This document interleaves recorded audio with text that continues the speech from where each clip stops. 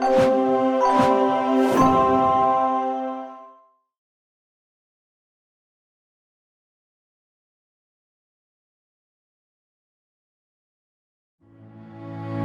you know, if you talk all the time, you'll never hear what anybody else has to say.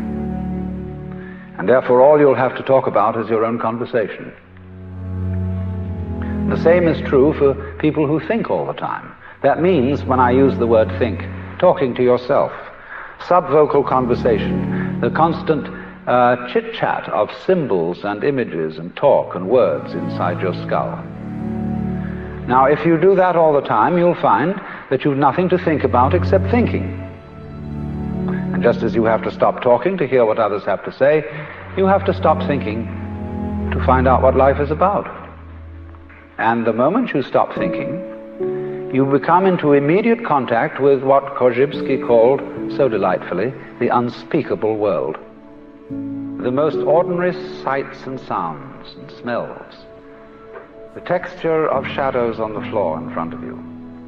All these things, without being named and saying, that's a shadow, that's red, that's brown, that's somebody's foot. When you don't name things any longer, you start seeing them. Because, say, when a person says, I see a leaf, immediately one thinks of a spearhead-shaped thing outlined in black and filled in with flat green. No leaf looks like that. No leaves. Leaves are not green. That's why Lao Tzu said, the 5 colors make a man blind, the 5 tones make a man deaf. Because if you can only see 5 colors, you're blind.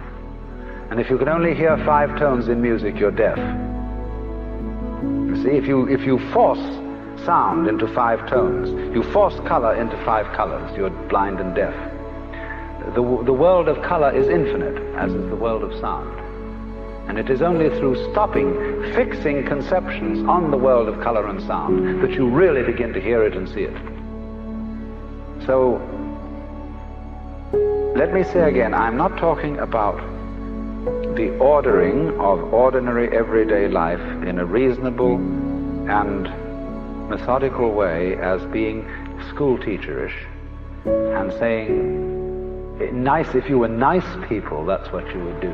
For heaven's sake, don't be nice people.